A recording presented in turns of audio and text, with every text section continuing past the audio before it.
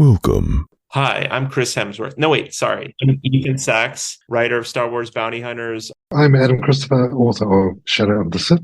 My name is George Mann, and I'm the writer of Star Wars The High Republic. This is Kevin Shinnick, writer of Star Wars Force Collector. I'm Cameron Scott, one of the story architects of Star Wars The High Republic. And you are listening. And you're listening. And you are listening. And you're listening to Star Wars Comics in Canon. The Force is strong with this one.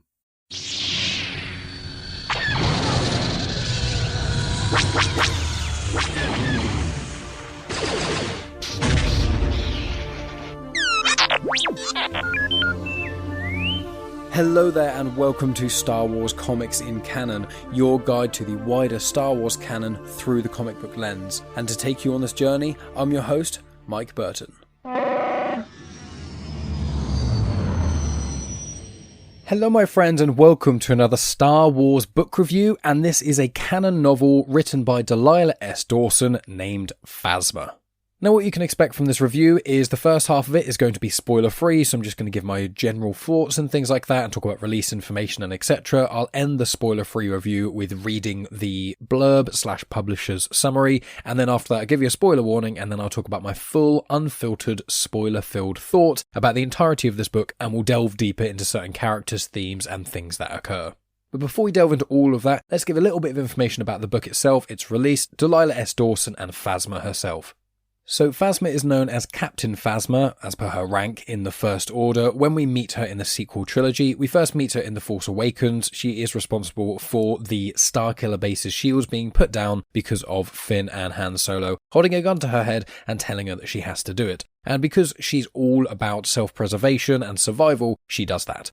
Then we see her die in The Last Jedi when again she is fighting with Finn and she dies aboard the Supremacy. Now, she was born 6 years after the Battle of Yavin, so that is about 2 years after Return of the Jedi. She dies in The Last Jedi, which is 34 years after the Battle of Yavin, so she's approximately 28 years old at the time of her death. She is a human female from the planet of Parnassus, which is a huge part of the Phasma book, and she essentially joined the First Order due to the help of Brendol Hux. That's loosely the idea of the Phasma novel, and in really, really broad strokes, but I'll delve into all of those things when we get to the more spoilery territory. This is more just a short bio on Phasma herself. She's approximately 2 meters tall, which is about 6 foot 7 inches, and she's played by Gwendoline Christie in the films. People would probably know Gwendoline Christie if they've seen Game of Thrones because she plays Brienne of Tarth. Now, although this episode, when I get to the spoilery parts, will give a bit more information onto Phasma's sort of bio and obviously the content of this book, which the vast majority of it is about Phasma, you can hear more about Phasma. There's a few other bits and pieces in the canon about her. Obviously, it's nothing in Legends because she was created for the canon. So all the way back in episode 5 of Star Wars Comics in Canon, which was released in October 2020, I did a whole episode about Phasma. Specifically, it was centering around the mini-series called Captain Phasma, and that was about bridging the gap between The Force Awakens and The Last Jedi. How did she survive after The Force Awakens, and what did she do as a contingency to prevent her being found out that she was the one who lowered the shields on Starkiller Base? So if you want to hear all about that, she basically tracks someone down who saw the footage and kills them, basically. But if you want to hear more about that, go back to episode 5 of Star Wars Comics in Canon, or pick up the Captain Phasma miniseries. I believe it's only 4 issues long. In addition to that, there is an Age of Resistance villains story, which I tackled in episode 52 of Star Wars Comics in Canon. That was released April 2021. In that, it's just like a one-shot. She essentially leads an army, and there's not too much to it. The mini-series, I'd say, is much better, but this book is really where you're going to delve deep into the character of Phasma.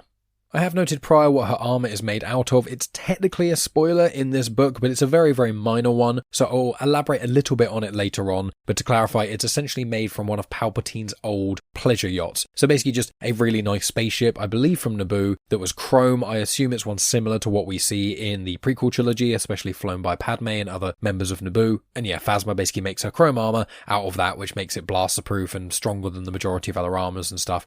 But I'll try to remember to delve into that a little bit more towards the end of the review when we're in the spoilery part. Now let's talk about the book itself and Delilah S Dawson. So Delilah S Dawson wrote Phasma, obviously. Then she also wrote a spiritual successor to the book, which is called Galaxy's Edge Black Spire. I have yet to read it, but I know the reason why it's a spiritual successor, and I'll explain that later on in the spoiler part of the review. She also wrote the book Inquisitor Rise of the Red Blade. Now I did a book review and a plot overview of Inquisitor Rise of the Red Blade on October 7th, 2023, so you should be able to find that wherever you are listening. And I will say that Inquisitor Rise of the Red Blade is absolutely phenomenal. It's one of the best canon prequel era novels. It's just incredible, and in fact it was so good, it's the reason I picked up Phasma, because of just how blown away by the writing and the story in that. So please go either check out my review, and if you don't check out the review, please pick up the book yourself. Now, Delilah S Dawson has also written a few comics and things, primarily things in the Star Wars Adventures line, and she's also written a few short stories, 2 of which appeared in the From Certain Point of View books as well. So she's done a lot of bits and pieces around Star Wars, but primarily she writes novels. Now, the book Phasma was released September 1st, 2017 in hardcover, and then in April 2018 in paperback. The timeline of it kind of darts around quite a lot because there's a lot of flashbacks and stories that go back in time and those sorts of things. The sort of framing story is set in 34 years after the Battle of Yavin, so it's set around the time of The Force Awakens, but from what happens in this book, it's just before the events of The Force Awakens. Then there's certain flashbacks. Primarily the flashbacks take place around 10 years before that, which is 24 years after the Battle of Yavin. So at that point in the book, in the framing story, Phasma is around 28, but the majority of the story takes place on Parnassus and shows how she kind of connected with the First Order and Brendol Hux, and she's around 18 years old at that time. There's a lot of characters in this book, but I think there's primarily 6 of them. So there's Vi and Cardinal, who are in the framing story, and then inside the flashback story, it's Civ, Phasma, and Brendol Hux, and then Armitage Hux, his son, does come into it a little bit later as well. There's some quite cool information about Brendol Hux and things, but I'll delve into that when I'm in the spoilery part of the story, so I can give you his full kind of bio in a way.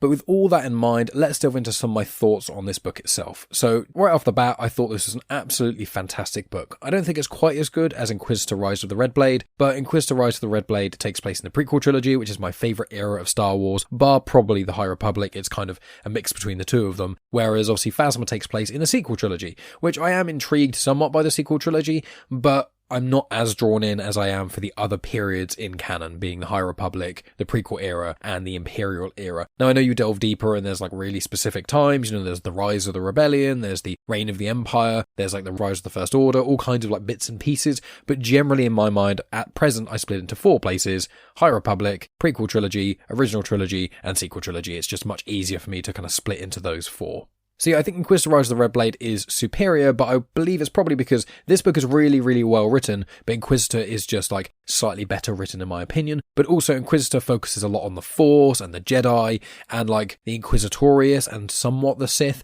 and there's a lot of dark side stuff in that, and I'm a big sucker for dark side stuff. Some of the Legend stuff I've read is dark side stuff, but almost all my favourite standalone canon novels are centering around the dark side. Primarily Inquisitor Rise of the Red Blade, Dark Disciple by Christie Golden, which again is another prequel era book, and Shadow of the Sith by Adam Christopher, which is actually kind of a sequel trilogy book in a way. It's kind of set in that period between the original and sequel trilogy.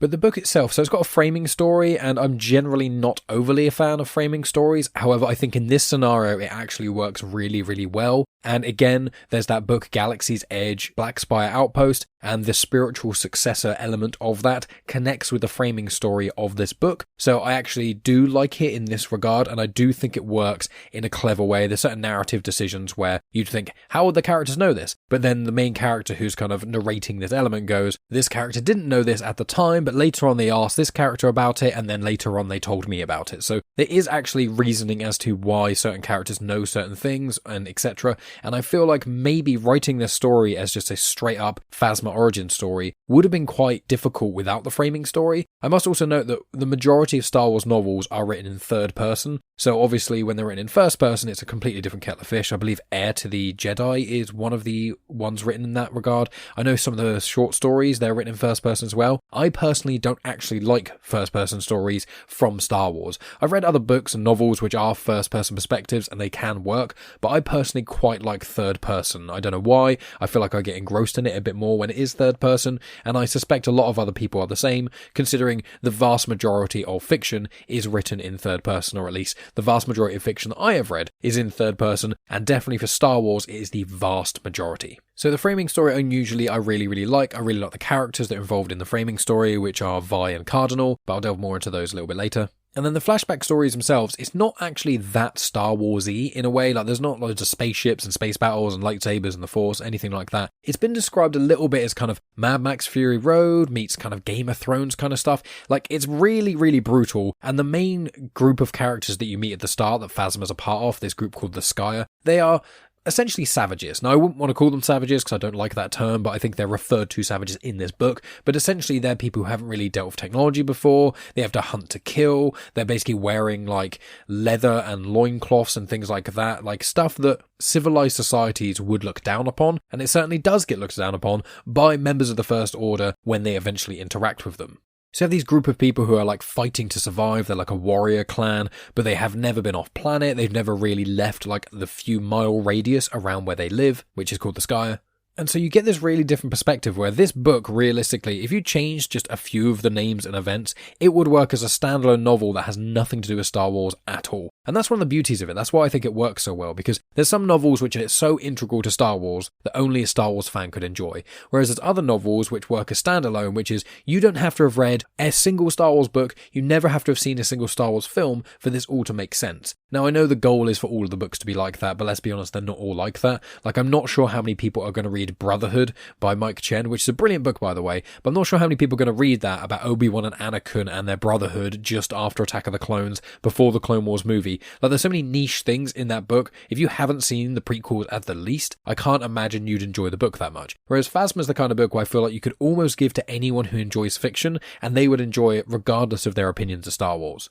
Now, I think that's a really, really strong show of how good a writer Delilah S Dawson is, because I just think it's a really, really interesting book, and it's such a hard line to walk, trying to make something Star Wars-y, as in things connect together, and there's characters in it, while also having its own identity. And that's really what this book does. And I knew when other people had read this book, and I've heard other reviews and stuff before I picked it up, so I knew generally what was like happening in this, especially if you go back and listen to episode 5 of Star Wars Comics in Canon, where I give like the bio of Phasma. I mention things in that which are technically spoilers for this book, because at the time it was just something about Phasma you knew, which is like these 5 key points, and 2 of them are from this book. So going in, I kind of had an idea that this wasn't the conventional Star Wars novel, and also that's not one of the reasons why it kind of put me off, but I just never really prioritized it. Because with, the High Republic being the main thing I like reading of Star Wars, and then followed by dark side stuff, I'm not as engrossed in sequel trilogy era books, and especially because in the sequel trilogy era books, a lot of them just kind of either focus on specific characters, or they kind of fill in a lot of plot holes. Like, I'm not throwing any shade on any of the authors who've written sequel trilogy books, aside from Kevin Shinnick, because his book is like completely separate. That's The Force Collector. Love that novel. But there's a book called Poe Dameron Freefall, and I apologise, I can't remember who it's written by, but it's essentially just filling in a plot hole created by J.J. Abrams in The Rise of Skywalker, because in the comics it showed that Poe Dameron joined the Republic Navy, I think, and then he joined the Resistance. And there's no mention of him being a spice runner. And then in The Rise of Skywalker, they're like, oh yeah, he was a spice runner for a bit. And then they were like, oh, okay, how do we fit this in? So there's a book, Poe Dameron Freefall, that explains kind of why he became a spice runner at the time, how the timelines kind of line up between being in the Republic Navy and then the Resistance and etc. I've not read the book because, to be honest with you, I don't really have much interest in it. But there's quite a few books around the sequel trilogy era which are kind of plot hole fillers because of some of the, let's say, I'm going to be blunt, poor writing in some of the sequel trilogy. Now, don't get me wrong, the prequels have got some pretty bad writing in as well. I'm not going to lie, even though I love them, but I think the writing of the sequel trilogy movies and the prequel trilogy movies, both heavily, heavily flawed, probably equally. The flaws in them are slightly different. I'm not going to delve into it here because I've spoken ad nauseum about the sequel trilogy and the prequels and etc., my issues with both of them, but the sequel trilogy as an era actually kind of bores me a little bit, because it's just, oh yeah, it's really quiet and nothing's really happening for years and years. Actually, it's about 3 decades of just, air quotes, peace. and then just suddenly the First Order kind of pop out and then destroy an entire system, which I think was like 5 or 6 planets or something insane, and then kind of pseudo takes over the galaxy for like a year and a half, and then just gets defeated. And you're like, well, that was a bit anticlimactic. You know, the Empire was about for about 23, 24 years, and there was like a slow burn change from the Republic. And I know there's that moment where Palpatine takes over, but the Clone Wars and the prequel trilogy really shows how that steadily happened, rather than just First Order pops up with a giant super Death Star, blows up 5 planets, and then suddenly is controlling the galaxy. It's not quite the same. It doesn't really land in the same way. And I just found, that sequel trilogy era just kind of bores me a little bit. Mainly the interesting stuff I find is stuff to do with Kylo Ren. That's like my main draw of the sequel trilogy. And obviously we know his fate. So his story definitely has a big old full stop at the end of it. And plus, there's not actually that much Kylo Ren content, to be honest with you. There's the Rise of Kylo Ren miniseries by Charles Soule that I adore, and then there's the Age of Resistance Villains comics, which I mentioned, Phasma's got one of those. The other 3 all heavily feature Kylo Ren. The Kylo Ren's own one, obviously, is himself, but then the Snoke one is almost purely just about Kylo Ren, and then the Hux one also has Kylo Ren in it. So 3 of the 4 villain stories for the Age of Resistance one-shots have got Kylo Ren in there. So you've got 3 Kylo Ren comics there, then you've got the 4 Rise of Kylo Ren miniseries comics, and then he appears in bits and pieces elsewhere. Like there's a little bit of him in Shadow of the Sith, there's little bits and pieces of him, but we've kind of got breadcrumbs of Kylo Ren outside of the movies. And you get a smidge of him in the Star Wars Resistance TV show, but I'm not a fan of that TV show. No shade on anyone who likes it, you're completely within your right to like it. I do not, and I've watched both series in full, and I will not be doing that again. But yeah, so I initially wasn't going to kind of read this book. Inquisitor Rise of the Red Blade really, really drew me in, so I really was like, okay, I want to read other stuff by Delilah S Dawson. I am hoping to go to Galaxy's Edge in August of this year because I'm going to America I'm saying I'm hoping to go. I'm going to America for a month in August. I have a whole week planned in Disney World, so I'm going to Galaxy's Edge. I don't know why I'm saying I'm planning to. I will be going to Galaxy's Edge, and I've already read the Galaxy's Edge anthology comic series by Ethan Sachs, so I'm hoping to read Black Spy Outpost, but I knew it was better to read Phasma before that, so it kind of all connected together well, but Inquisitor Rise of the Red Blade really was the catalyst for me reading this Phasma book. Now, Phasma as a character, I find her to be kind of interesting, I guess, but I have no interest in her, really. Like, I found her interesting in the films. She's a really, really interesting, strong, powerful, very striking character. But when I was like, oh, you can hear about her origins, I was like, I don't really care. She hasn't got the complexity, for example, that like Kylo Ren has. She fights for the First Order, she's a survivor, and she's a great warrior. Now, that's cool, don't get me wrong, but hearing a cool warrior origin story is not something that specifically intrigued me in the realm of Star Wars, at least. With all the Star Wars novels that I could read, why would I focus on that one? Now, I can tell you one of the reasons why you should read this book is because it's actually really, really mature. There's certain deaths that happen in it, and it's like the imagery of it is really, really intense. I'll delve into one of the deaths because there's a certain beetle that is like a really major player in this book and really to the wider Star Wars galaxy, so I'll delve into that when I delve into spoilers and things. But it's a really, really mature read. It reads very, very well. You get invested in a lot of the characters and stuff. And because the story's got the framing story, which is quite Star Warsy, and then you've got the flashback story, which is less Star Warsy, more kind of a quest, almost like a Lord of the Rings style quest. We need to go from here to here. It's going to take a long period of time, and there's going to be lots of hurdles along the way, mixing with like Game of Thrones-esque things, because there's a lot of like clan fighting and honor and brutality and like ancient lands that do things in a certain way, while also that whole Mad Max Fury Road thing, because the planet that they're on is very harsh. Certain places there's like no water, other places there's loads of water but there's no food, like all kinds of different elements of things, of people really struggling on this planet. So it's a really, really great book. Like, I was really surprised how much I enjoyed it, considering, again, one of the issues with Star Wars literature outside of the High Republic and things like the Force Collector is the vast majority of them, there's not much dramatic tension. So you have to introduce characters that people connect with to make it like a really interesting story. Now, don't get me wrong, I know I'm somewhat of a hypocrite because my favourite comics in the world are the 2017 Darth Vader comics, which are set just after Revenge of the Sith. We all know what happens to Darth Vader. So reading those comics, you know immediately there's no dramatic tension for anything really happening to Darth Vader, but it means that those comics really had to work extra hard to make them interesting rather than just being a Vader being a badass and going around killing loads of people. Like, you really, like, Charles Soule really delve deep into Vader and what could make him him in the canon, and I absolutely adore those.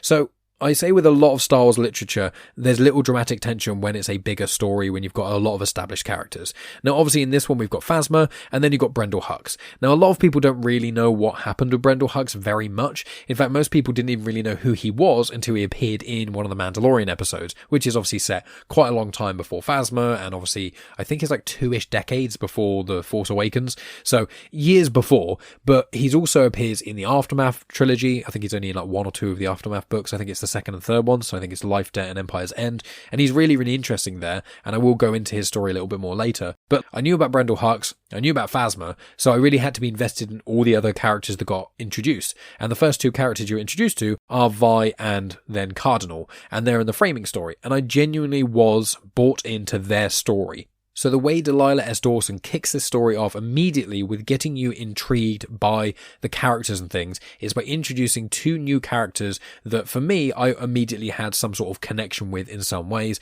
which again, I'll delve more into in the spoilery review part. But I just think the book is really well written, it's very well paced, it doesn't feel too long in places, I'd say. There's like 1 or 2 chapters and it's just a bit like, okay, can we get to the next point now? But that's kind of standard. It's quite rare for me to read a book and I'm like, every chapter was perfect. Like even the High Republic stuff, I often quote, to quote myself, I normally say the lull, which is normally around halfway through a book. You normally get a few chapters where things are just preparing for the final act in a way. That's quite common in most books I've read that are fiction, and it happens quite a lot in Star Wars books, some worse than others. But in this book, I didn't really feel like there was a point where it was kind of dragging. There's not really a point where I wanted to kind of stop reading or anything. It was just a bit more like something is building here and I want to know what happens next. And because the world is so dangerous, and because apart from Phasma and Brendol, none of the other characters you know anything about, you have no idea if they're going to survive or not.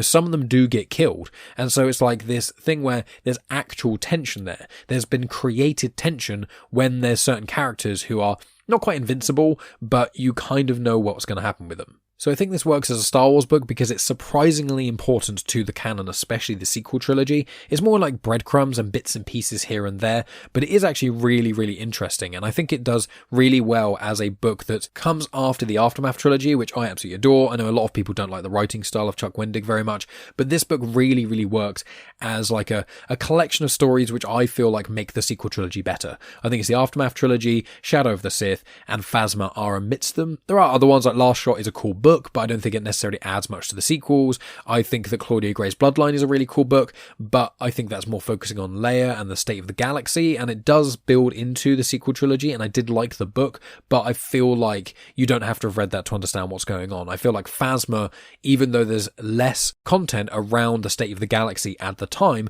I feel like what the information you do get in Phasma actually has a wider impact on the canon, which I really, really enjoy.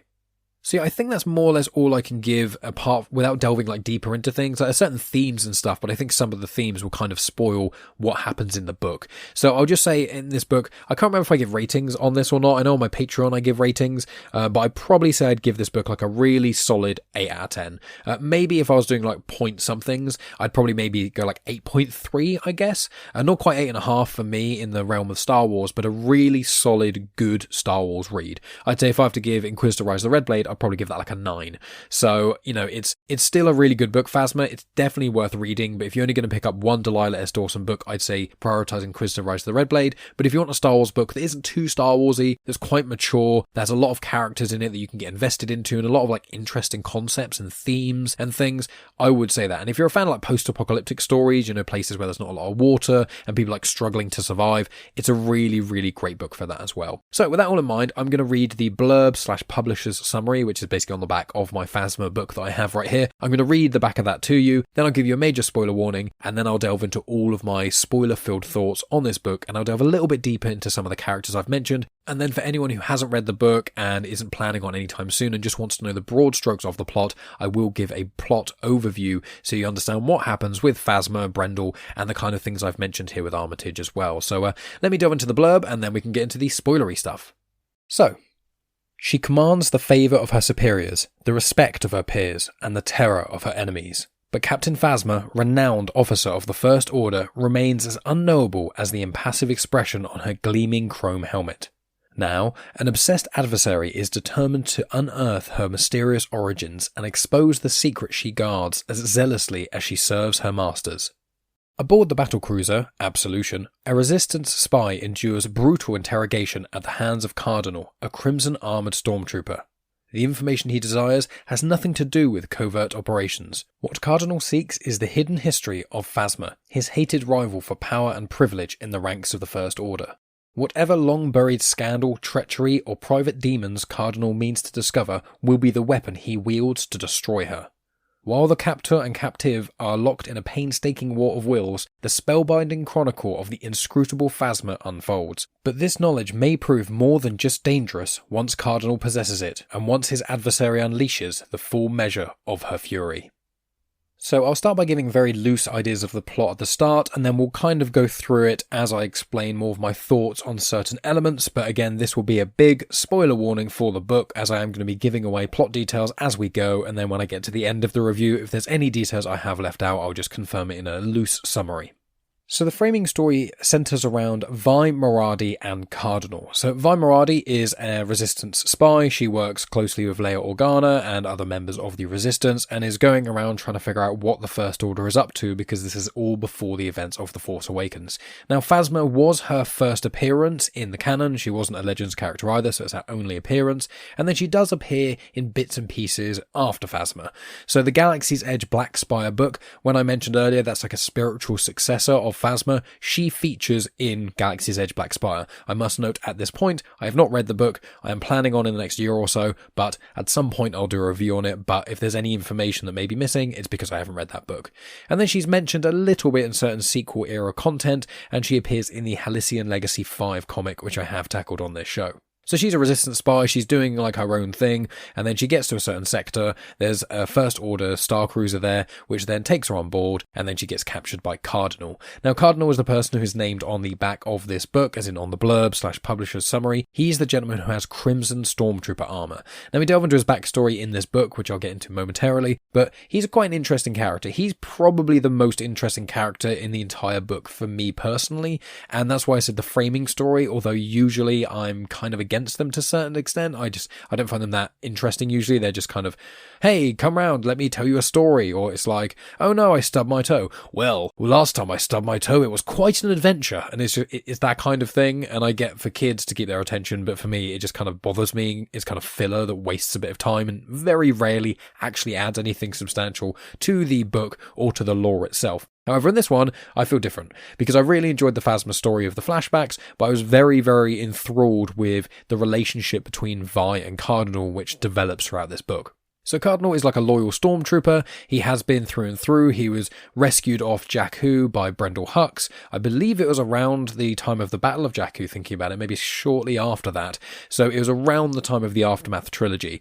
I'll delve a bit more into how the Aftermath trilogy connects with Brendol Hux in a little bit later when I delve into Brendol, because lots of little things to unpack here. But Cardinal's been part of the First Order for a very long time, and he's actually been training up recruits for ages. And then Phasma comes aboard, just like magically and kind of out of the blue, and he can't really figure out why or who she is and why she's suddenly so close to Brendol, and then he slowly finds himself being kind of pushed and phased out of certain things. First of all, Phasma took on some of his training, so he initially was training recruits from a young age all the way up to when they're ready to actually become a part of the First Order's Army Corps, the Stormtroopers. But then what happened is when Phasma came in, the time kind of got split in half, so he would only train them up to sort of adolescence, and then she would take them on after adolescence and prepare them for battle. Obviously that made him quite jaded, because it's been his whole program, his whole idea that he kind of created with Brendol, and he's always been a very loyal First Order trooper.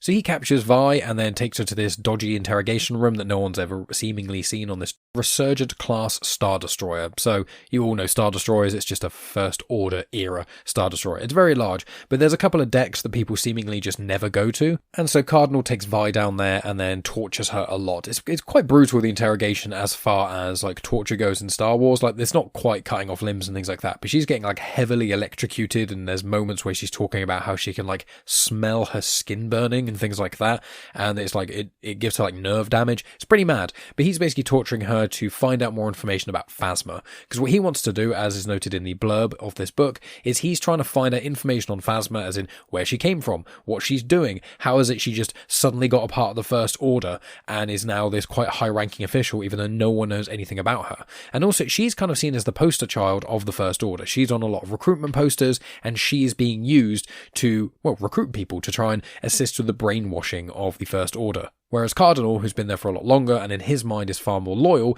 he's kind of getting shafted a little bit. So it's all kind of about his struggle in that regard and trying to deal with Phasma, who's like beating him at every turn. And he's trying to delve deep into what Vi knows about Phasma to try and figure it out. Now, the reason he knows that Vi must have had some sort of communication with Phasma is because in Vi's logs on her ship, it shows she's recently been to the planet of Parnassus. Now, he doesn't know anything about Parnassus, except that is the planet that Brendol Hux came from. He like crash landed basically at Parnassus, and he came back with Phasma. And that's pretty much all anyone knows, is that Phasma seemingly came from Parnassus. So obviously when that's in Vi's ship logs, then he immediately jumps on that and tries to quietly hide her away and those sorts of things. So that's the framing story. So the story is told in kind of segmented in a way. So Vi essentially has information on Phasma when she was younger. The reason for that is because Vi spoke to someone called Civ, who is the main character in the flashbacks, who was very close to Phasma on Parnassus. So Vi has some sort of relationship with Civ that slowly unravels what it is as the book keeps going, and in the meantime she's kind of trying to figure out how to get through to Cardinal, how to escape alive, while also giving him the information but kind of drip feeding him stuff while she tries to figure out what to do, and in some cases she's actually trying to recover from all the torture. So that's how we get sort of backstories and things, and that's why it's kind of segmented, because first of all, Vi says, well, here's the first thing you need to know about Phasma, and it was when Phasma was like really, really young, when she was only like, I think 14 or 15 or something, and then it kind of flashes forward a little bit to when she was like 18, and that's when the main plot occurs, and there's little bits and pieces that kind of go back and forth and back and forth. But I mentioned in the spoiler-free review that one of the reasons I like this book is because the framing story is done in a very clever way.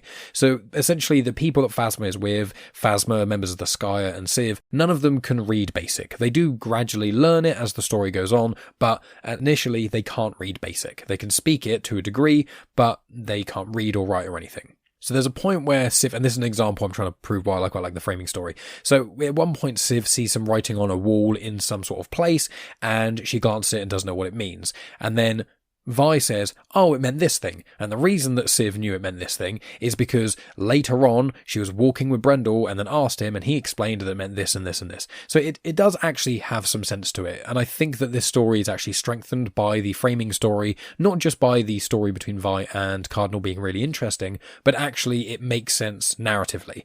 And that's quite a big thing I find, because there's a bit of a line between what the publishers want and what's best for the story. And I think framing stories, again, usually when a story is written for a younger audience, often when it's like an anthology story, they need to try and find some sort of thin thread to connect them. Like, I enjoy Cavan Scott's anthology horror Star Wars comics, you know, Tales of Vader's Castle, Tales from the Rancor Pit, Tales from the Death Star, those sorts of things. I do enjoy them. I think they're cool. They're not like my favourite Star Wars, but there's a lot of cool stuff in there. But most of the framing stories, even though I find that Lena Graff is an interesting character, they all just feel a bit weak. And there's nothing against Cavan Scott at all. I really enjoy Cavan Scott and his writing, but I just feel like none of the plots really do anything or go anywhere, or if they do, it's just, you know, in the very last comic.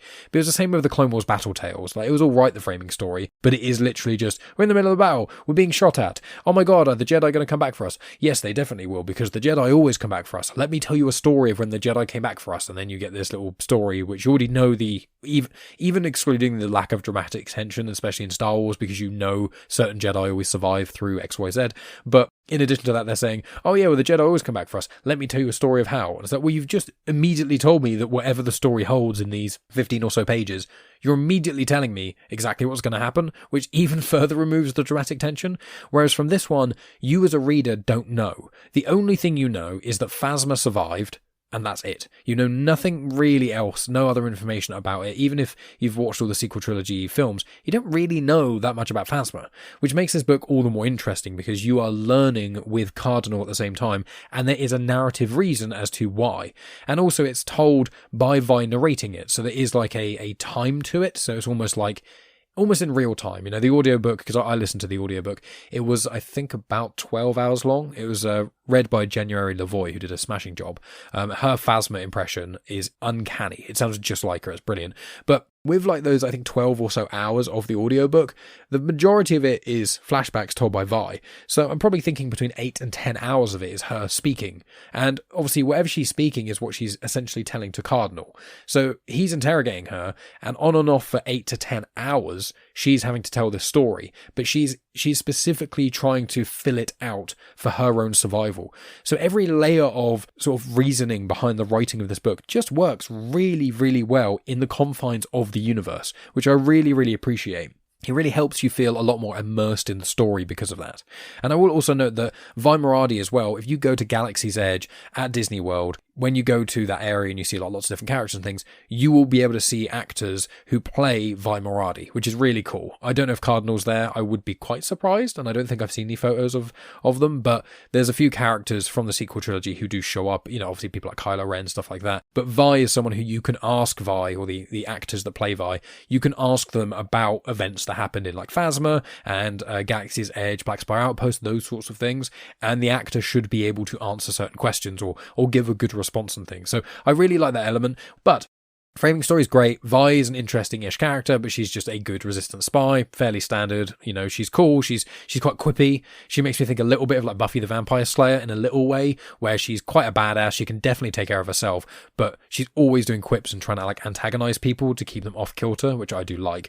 But Cardinal's the really interesting one, because you can see as the story goes on and as he learns more about the brutality of Phasma, he's starting to question himself and his role in the First Order. He thinks that if you just follow the rules of the First Order throughout your whole military career, you will get rewarded for it. And for a while that was happening, but then it seems like he just kind of plateaued. And then mysteriously Brendol Hux died of a reason that no one really knows, which does get explained in this book. And it's not a spoiler because, he doesn't appear in the sequel trilogy. In fact, the majority of people who haven't read Aftermath or Phasma, apart from seeing him very briefly in The Mandalorian, probably have no idea about Brendol Hux. But in the confines of the canon, Brendol Hux is a very, very important character. And he's obviously the dad of Armitage Hux, which is played by Domhnall Gleeson in The Force Awakens, well, actually the whole sequel trilogy. And then funnily enough, his brother in real life plays Brendol Hux in The Mandalorian, which is quite cool. So there is some family resemblance there, which I do like.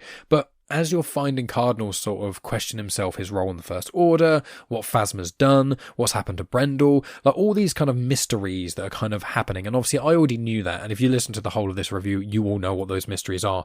But even knowing what those things were, it is still really, really interesting. I love those stories, and I know it happens a lot in Star Wars. I love redemption stories or defector stories, or the opposite, someone who becomes a fallen hero, those sorts of stories. I really, really like those. I like seeing characters change and develop. Someone who isn't so hard-lined on the good side, air quotes, or the bad side. I like it when people are more in the middle and are more malleable as characters. I find that just brings a lot more interesting storylines in a lot of ways. So that's basically the majority of the framing story without giving away the ending, which I won't get to quite yet. So in essence, the flashback stuff, it's all about this group of people, like warriors called the Skyer. No one at the Skyer really lives past, I think it's 30 or 35. Everyone's quite young. It's very, very harsh terrain. They live in this cave called the Nautilus, and essentially they're on these jagged rocks right by the ocean and loads of cliffs, and they struggle for food and drinkable water and things. It's very rare for children to be born there, and if they are, it's very rare for children to survive. And this group of, I think it's about 30 or so people thereabouts. Phasma is like one of the leaders along with her brother, and they kind of rule, in air quotes, the roost. There's a few little internal politics prior to that, but that's loosely what it is. And what happens is that there's like a battle that goes on between them and like a rival gang, a rival group of people fighting for the land and things.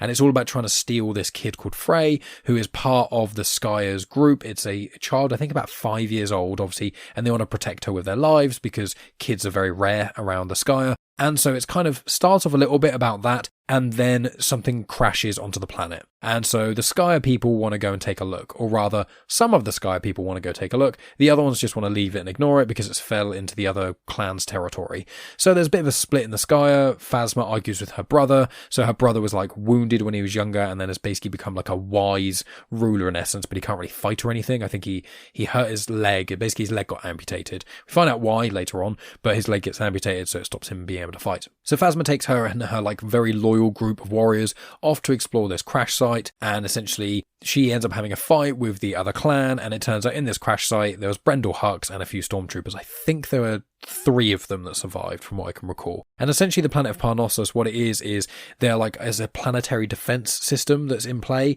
that no one really knows because so few people go to that planet ever. So if any ships go anywhere near it, they just get shot down. So Brendol Hux and the stormtroopers are then stranded. When the ship gets shot down, they fire out of escape pods. So the ship crashes somewhere on the planet and the escape pods fire out really, really far away from that. And so that's why it's only Brendol and a few stormtroopers. So Brendol and the stormtroopers basically make an agreement. I keep saying Brendol and the stormtroopers. Anytime I say Brendol, just assume he's with stormtroopers now. Brendol makes an agreement with Phasma, essentially to get him to his ship. He'll let off a signal to the First Order and they'll go pick him up. That's essentially it. And he says, if you let me do this, then I can take some of you with me if needs be. The First Order's always in need of warriors, etc., etc. So they go across these wide desert that they're on for a very long time, and they go across various terrains, coming across a variety of enemies, some sentient, some not, and all through it the numbers are getting thinner and thinner and thinner for a variety of different reasons. And then at some point they get to this oasis city that actually has water and food and all these sorts of things. They go through that, and there's a whole arena scene that happens that's quite cool, and then they move on from there, get to the ship, and then it's kind of what occurred from that point. So that's a very, very loose plot overview. I'll delve into that a little bit more. What's very interesting is seeing Phasma kind of change as a person. So I noted the flashbacks are all from the perspective of a character called Civ. Now essentially what happens is Civ survived this whole ordeal, and at some point Vi goes and speaks to Civ, finds out this whole thing, and then Vi agrees to help Civ out and go off to the Resistance to try and help out Civ. And on the way to her going to the Resistance and things, Leia calls her and says, look, can you just check on this one sector for me quick on your way back? Vi does that, and that's when she gets captured by Cardinal and etc. So the whole story of the Skyer and Phasma and etc. is very, very fresh in Vi's mind when she gets captured. So it's all from the perspective of this character called Civ. Civ's a really cool character, I do like Civ, but Civ essentially is a follower of Phasma. She's also a warrior, and she has this special technology which means that when someone dies, it's called a detraxer from memory. When someone dies, she uses this detraxer thing, and it basically takes out all the nutrients and liquid from their body so that it can all be used by the rest of the Skyer. So they make a paste out of it. It's like a healing balm. It protects you from the sun, and it kind of makes you live longer to a degree. It's basically like a miracle balm that just protects you from the elements in very short terms. And so she's like a warrior, but she's like a special support, medic-y kind of person in the group, and she knows how to do the special thing with the detraxers. And she's with Phasma, and she slowly realizes as Phasma seems to change that what's actually been happening is Phasma's never really changed. Phasma's always been the way Phasma's been, but because of the way the Skyer was and etc., Phasma had to hide certain parts of herself just so she could survive. And that's really been a through story of Phasma for her entire career, and we see that in the Phasma miniseries that I mentioned in episode 5 of Star Wars Comics in Canon, where she goes after and kills the people who saw her or may have seen her lower the shields for Starkiller Base. So she will be ruthless in her own survival. And that's what this book is really showing us. She will kill her own people if it means she will survive, which she does. And so the story is Civ's perspective of seeing Brendol and Phasma getting closer and closer together. You know, Civ was always one of Phasma's right-hand people, and then Phasma starts keeping secrets from Civ and some of the other members of the group. And so it's making Civ uneasy. Now, Brendol Hux is also a bit of a coward. I mean, he doesn't really fight at all. He's got a bit of a gut. He's not very physically fit. He always drags the team down by walking slowly and etc. So the rest of the Skyer warriors don't really have much respect for Brendol because they respect fighting strength and being a warrior and things like that. You know, Phasma can take on almost anyone, and she's incredible. Whereas Brendol is just this slightly overweight, well-spoken officer guy who has lots of fancy words, but isn't really very helpful in a fight. So you're seeing how Civ deals with her pack essentially thinning out as they get closer and closer to this destination, and seeing how Phasma gets closer and closer to Brendol and talks more like Brendol and thinks more like Brendol, and they have these little quiet conversations and things, and how she starts to perceive anyone apart from herself as more disposable apart from Brendol because he's her ticket off this rock. And so it all becomes this kind of strange dynamic where they're all kind of fighting to survive to get to this end goal, with Civ really wondering what's going to happen when they get to their goal.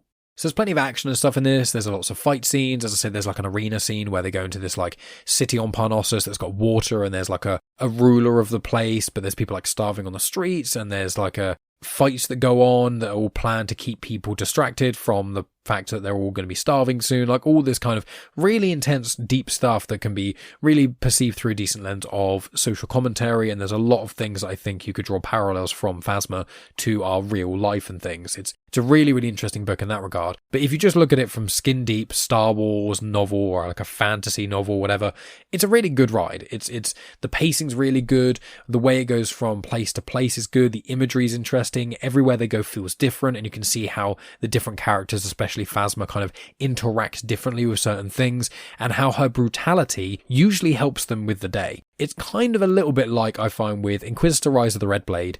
There's the main character in that, and she keeps having these dark side thoughts and things like that, and much like Anakin, whenever she acts on these dark side thoughts and impulses, normally it does the thing she wants it to do. So she's told by the Jedi, and says Anakin, don't do this because it's bad, and then she does this bad thing, it gets really good results, and then she gets commended for it. And it's the similar thing with Anakin, and with Phasma it's not dissimilar, except there's no conflict in Phasma.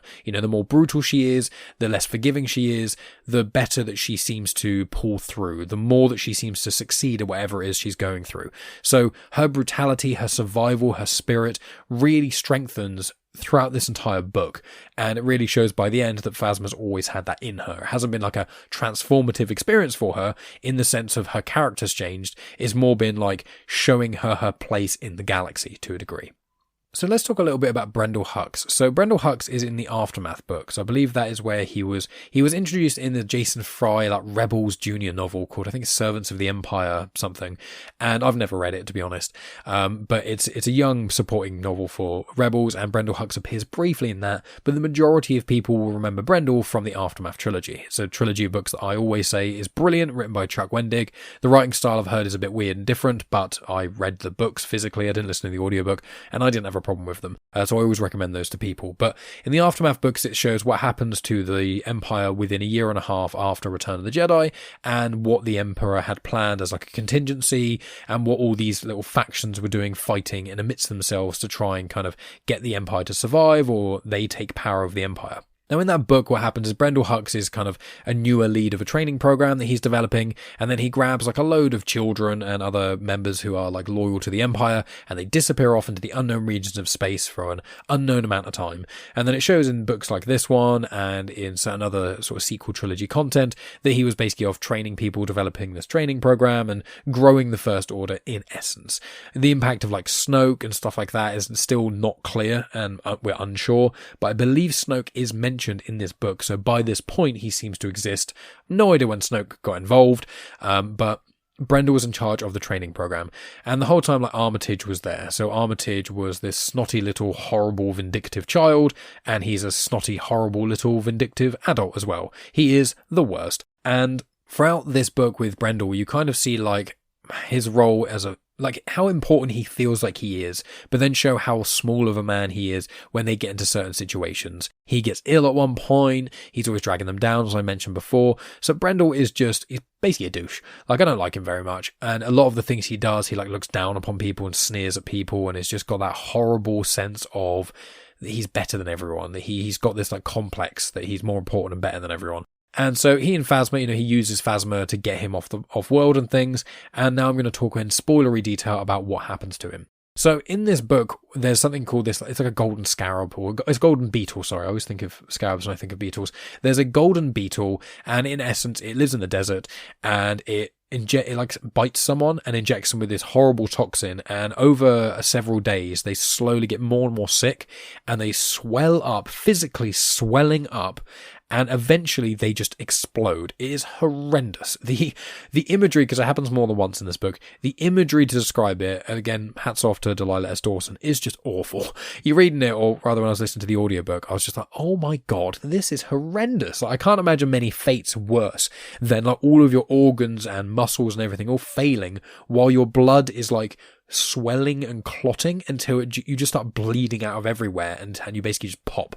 It's horrendous. And so there's a scarab that kills one of the members of the Skyer, so they see what happens there. And then you find out later on that Brendol died of a mysterious reason. No one really knows, not even the medical droids or anything. No one knows how Brendol died. And then Vi and Cardinal, or Vi basically gets Cardinal to do this, eventually look into medical files that were classified, and it gets confirmed that Brendol basically just exploded in a Bacta tank or some sort of recovery tank. And then it gets shown that essentially Armitage Hux and Phasma colluded with each other to take out Brendol Hux, and using this untraceable beetle thing that no one has ever heard of to basically take him down, and then Armitage could then take power, and so could Phasma, and they could basically both rule the First Order, aside from Kylo Ren and Snoke. So that's what happens to Brendol Hux. It's all a plan that Phasma and Armitage use on him.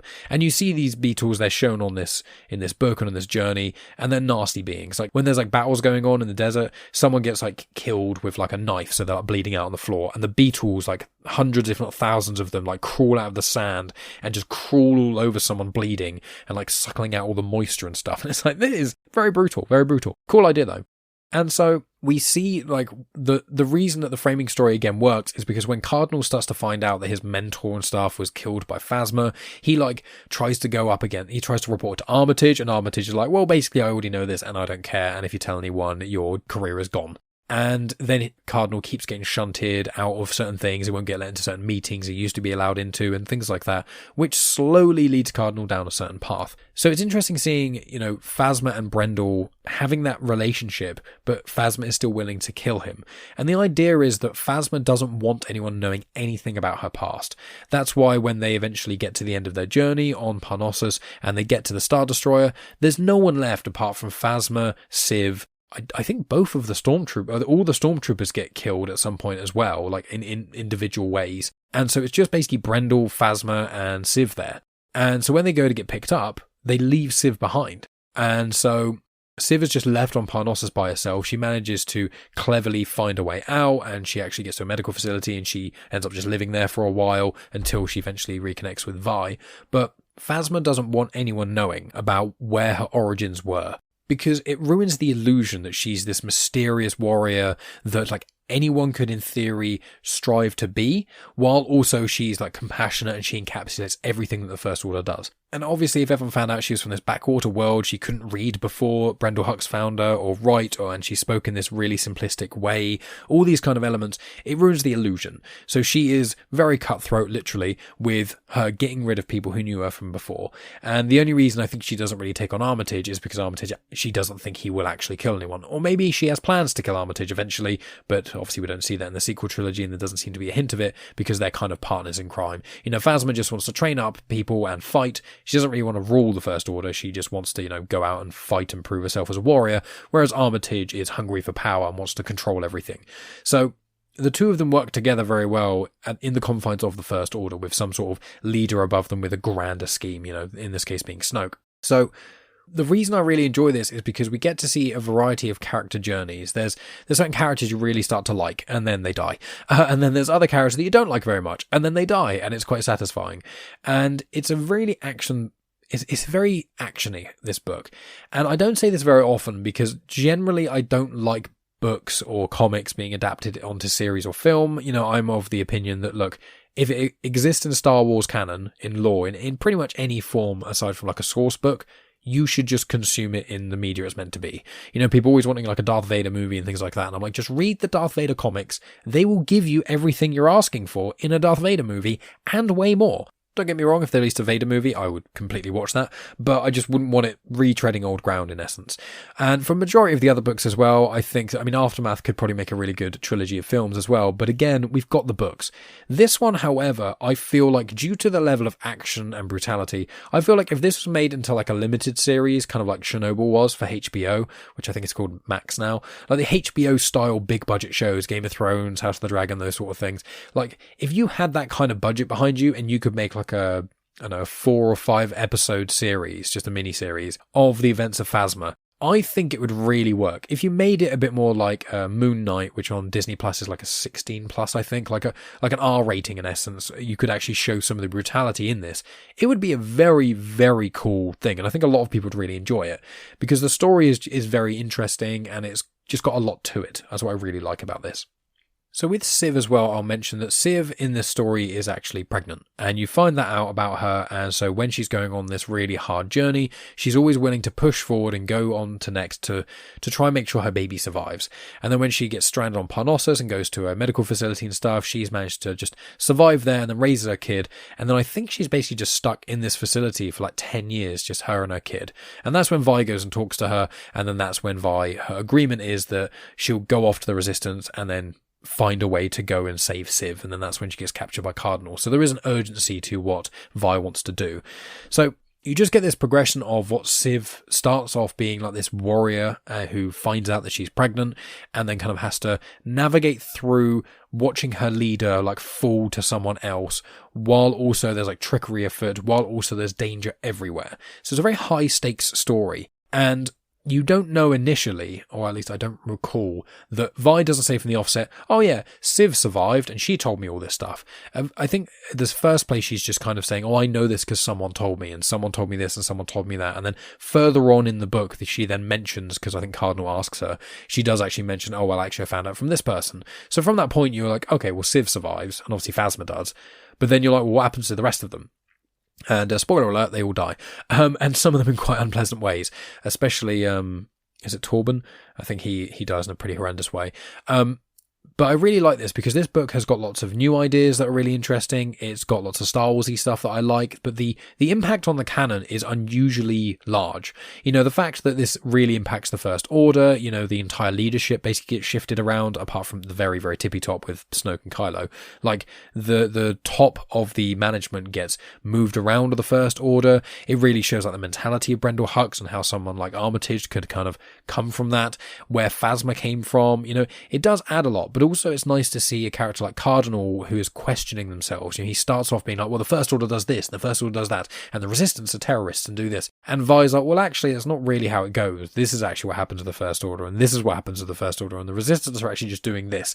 And then as he realizes what Brendol did, because there's one bit towards the end of the book where after Phasma gets picked up by Brendol and the First Order, and they all, you know, leave Parnassus, Brendol orders them to fire a barrage from orbit and just completely wipe out whole sections of where they'd gone on their journey. He destroys the Nautilus. And initially, I think Phasma's a little bit taken aback by it, but then she just kind of gets on board with the brutality. But when Cardinal finds out about that, he's like, okay, so Brendol Hux basically found this person who saved him, then wants her to be the poster child for everything. He wipes out innocence for no reason on just this backwater world, and obviously Cardinal came from the backwater world of Jakku. And so it really reframes what the leadership of the First Order are really like, where they're all basically power-hungry psychopaths who will just kill and destroy anything and anyone who challenges them or reminds them of stuff they don't like or anything like that. Like, Brendol was just doing it because he's vindictive, and he was basically like, oh, I hate the fact that I had to suffer a little bit while I was going over this planet, so I'm just going to wipe everyone out. And that's very much a First Order mentality, isn't it? It's like, get on board or we'll obliterate you. And so seeing Cardinal change with Vi's input is interesting. And because you don't know at this point if Vi was going to survive or anything, there are points where you're like, she could easily die here. Especially near the end of the story where she finishes telling Cardinal about Phasma's backstory. And he's like, well, have you got anything else? And she's like, well, not really. That's the point where you're like, he could kill her. And there's points where you think that's going to happen. But she does eventually, he lets her go and she eventually kind of escapes. But then she ends up hanging around and then going back for him. And the kind of finale of the book is Cardinal confronts Phasma. They fight in this like training room. Phasma beats him and then gets him with this toxin, which is what the beetle like got Brendol with. Got him with that, and so he starts to get really ill and kind of gives up. And then it shows that Vi was kind of hiding and watching the whole time, manages to save Cardinal, and then takes him to the Resistance and to Civ to hopefully heal him, and then hopefully they have more information on the First Order. That's essentially where the book ends, which is why I'm intrigued by the Black Spire book, because to see like what happens with Vi and Cardinal. I'm fairly sure Cardinal does appear in Black Spire, but I don't know. But it's going to be really interesting to see that perspective, you know, the First Order defector. And I just wanted to add in here that Phasma and her brother, I mentioned it very loosely in this review, Phasma actually is the reason that her brother lost his leg. She like stabbed him in the leg and caused this whole kind of scheme to basically best him permanently in warrior combat so he could never physically best her. And in addition to that, I wanted to note that Phasma got her chromium armor from one of Palpatine's old, like, pleasure yachts from Naboo. It was actually Brendol Hux's wrecked ship, and she goes back to Parnassus around a year after joining the First Order, takes the chrome plates from the ship over to a nearby station, and then uses the factory within the station to forge her distinct armor.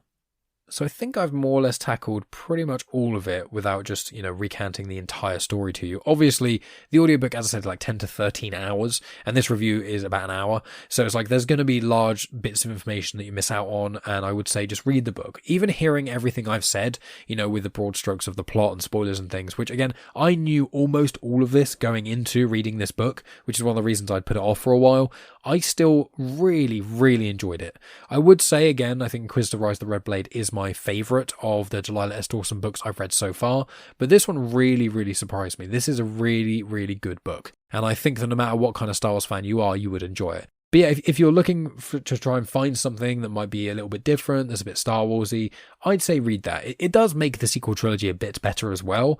It doesn't quite have the same impact as something like I think Shadow of the Sith has for certain characters, but for the First Order perspective and the relationship between them and the Resistance, I really think it's good. And I think that getting into the mind of someone who's a First Order officer is very interesting, and finding out more about Hux, Brendol and Armitage. So yeah, I really, really enjoyed this book.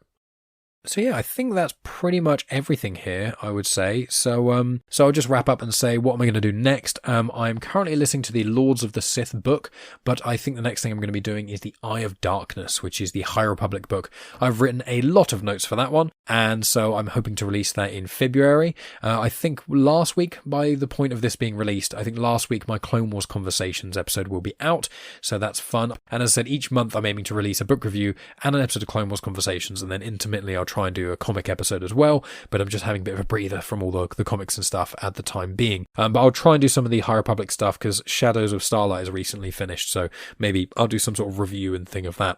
But yeah, Eye of Darkness probably going to be next. More Clone Wars Conversations and a few other like Star Wars centric conversations I'm sure I'll have on Genuine Chit-Chat I will release on this feed. But if there are any books that you want me specifically to tackle that I haven't mentioned, there's like the Padme Queen's trilogy written by E.K. Johnston I haven't gone into. I know there's the Thrawn Ascendancy trilogy, which a lot of people say is really good, but the books are just so long that it's a little bit daunting. I've got a few other things due for listening as well. First, again, I'm listening to Lords of the Sith by Paul S. Kemp, and that's all about Vader and Palpatine being stranded on Ryloth, and Cham Syndulla kind of faces off against them, and it's set between the Clone Wars and Star Wars Rebels because Cham Syndulla appears in both of those. So it's between those two periods. I'm currently dealing with that. I'm reading a non-Star Wars book at the moment, so when I finish that, I'll then read the next High Republic books, so they'll be continuing my Phase 3 run, and then we'll kind of just go from there. But if you have any recommendations or any like Star Wars canon books that you really want me to read, so I can give you like an overview on and give you my thoughts and things like that, please let me know. But you can support the show by, subscribing on YouTube at youtube.com/genuinechitchat, and you can watch, all of my videos on there. There's all my